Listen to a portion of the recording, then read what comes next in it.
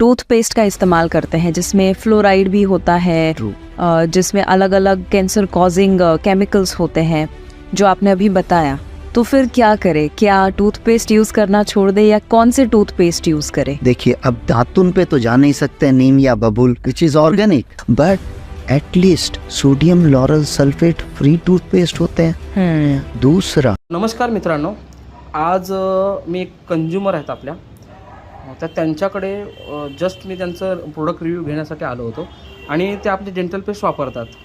तर dental paste वापरत असताना ते आपल्या एक डायरेक्ट सेलिंगमध्ये इतर जे प्रोडक्ट आहेत, ज्या कंपन्या काम करतात त्या खूप छान मोठ्या प्रमाणात चांगल्या पद्धतीने काम करत असतात.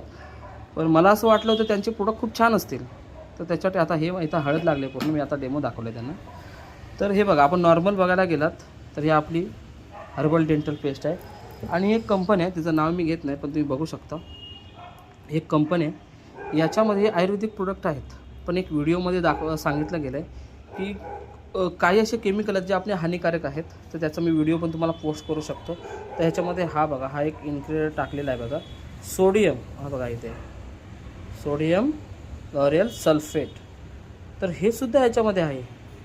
तर याचे काही साईड इफेक्ट होऊ शकतात असे काही व्हिडिओच्या माध्यमातून आपल्याला कळलेलं आहे. तरी पण आपण एकदा याचं तुम्हीसुद्धा यूट्यूबला जाऊन किंवा गुगलला जाऊन याच्याबद्दल थोडीशी माहिती घेऊ शकता. तर ही कंपनी आहे आणि मला खूप प्राऊड वाटतं आहे की मी कधी असं विचार नाही केला होता की अशा पण डायरेक्ट सेलिंग कंपनीमध्ये असे प्रोडक्ट विकले जाऊ शकतात. तर ही आपली डेंटल पेस्ट खूप बेस्ट आहे, ह्याचं मला आज प्राऊड वाटतं आणि मी नेटसप या कंपनीमध्ये काम करतो आहे. खूप अभिमान वाटायला लागला आज. नमस्कार मित्रांनो, आत्ता आपल्याकडे लहान मुलांसाठी एक डेंटल पेस्ट आले, आपण बघितलं आहे ते नॅचरल ओरल टूथपेस्ट म्हणून दिलं आहे. नावच बघा किती छान आहे ना. आणि याच्यामध्ये जो कंटेन आहे तो मी बघितला, त्याच्यानंतर मी त्यांना अवॉइड करायला सांगितलं आहे. सोडियम लॉरेल सल्फेट हा इथे कंटेन आहे, सोडियम लॉरेल सल्फेट.